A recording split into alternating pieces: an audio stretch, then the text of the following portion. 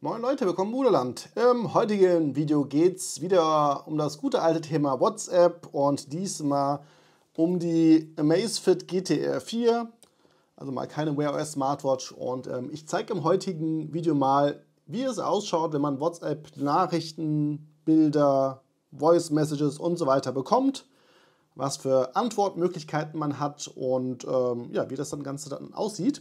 Und was ich auch zusätzlich machen werde: Ich teste das jetzt erstmal mit einem Android-Smartphone und im Anschluss teste ich das mit einem iPhone. Ja, also ich habe hier noch mein iPhone und mein iPhone 12 und ich mache euch einfach mal Sprungmarken rein. Da könnt ihr, also wenn ihr ein iPhone habt, gleich einfach an den iOS-Part springen, und wenn ihr ein Android-Smartphone habt, bleibt ihr einfach dran.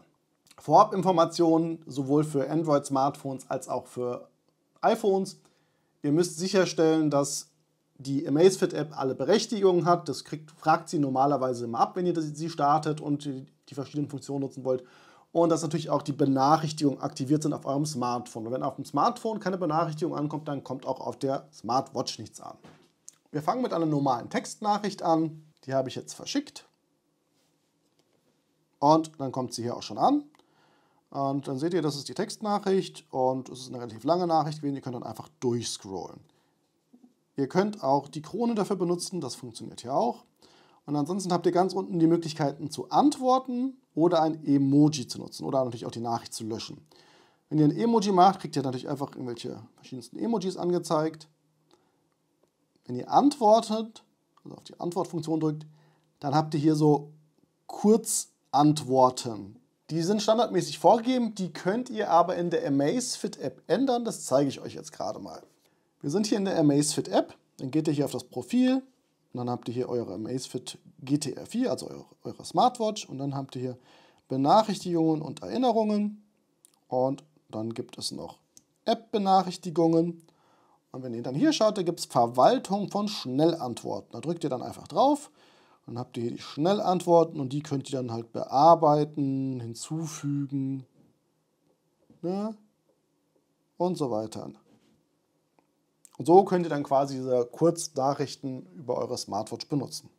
Nächste Schwierigkeitsstufe: Wir schicken uns mal eine Reihe von Emojis und jetzt gucken wir mal, wie das ausschaut. Und da seht ihr schon, da gibt es schon die ersten Probleme. Also die normalen Smileys werden noch angezeigt, aber ich lege euch mal daneben, wie es eigentlich aussehen sollte. Also ihr seht, da fehlen ein paar. Also sobald es ein bisschen komplizierter wird, abseits der Smileys, werden dann leider nicht mehr ganz angezeigt. Aber die Antwortmöglichkeiten funktionieren auch weiterhin. So, als nächstes schicke ich mir ein Bild. Und hier kommt die Benachrichtigung an, Ali Test. Und auch hier seht ihr auch wieder nur, ja, es wird angezeigt, dass ein Foto geschickt wurde, aber das Foto selber könnt ihr jetzt hier leider nicht aufrufen. So, zu guter Letzt kommt noch die Sprachnachricht. Das ist eine Sprach-WhatsApp für die Amazfit. So, und auch hier wieder der Hinweis: Ja, ihr bekommt zwar angezeigt, dass eine Sprachnachricht eingegangen ist, aber ihr könnt da jetzt nicht per Sprache wieder antworten oder irgendwie die Sprachnachricht abhören. So sieht das Ganze unter Android aus, und jetzt im Anschluss machen wir die gleiche Übung mit einem iPhone. So, die Amazfit GTR 4 ist mit einem iPhone verbunden und wir fangen jetzt an mit einer ganz normalen Textnachricht. Die Uhr vibriert und ihr seht die Textnachricht. Sieht im Prinzip genauso aus wie unter Android. Der einzige Unterschied ist, ihr habt jetzt hier keinerlei Antwortmöglichkeiten. Also es gibt keine Schnellantworten, es gibt auch keine Emojis. Ihr könnt sie quasi nur lesen und löschen. Als nächstes haben wir uns Emojis geschickt. Auch hier wieder das Thema. Ja, das sieht ähnlich aus wie unter Android. Es werden wieder nur ein paar Emojis angezeigt und es sind so die Standard-Smileys. Schade, schade. Und auch hier wieder keine Antwortmöglichkeiten. Wir schicken uns ein Bild. Auch hier wieder selbe Optik. Foto wird hingewiesen, aber ihr könnt das Foto jetzt nicht irgendwie aufmachen und wieder keine Antwortmöglichkeit. Das ist eine Sprachnachricht für die Amazfit GTR 4. Die Sprachnachricht kommt an und hier sehen wir dann nicht mal die Länge von der Sprachnachricht. Also ihr könnt nur noch sehen, dass eine Sprachnachricht gekommen ist, und damit sind wir eigentlich auch schon fertig. Also ihr habt gesehen, optisch sieht beides nahezu identisch aus, egal ob ihr die Amazfit GT R4 mit einem iPhone oder mit einem Android-Smartphone verbunden habt.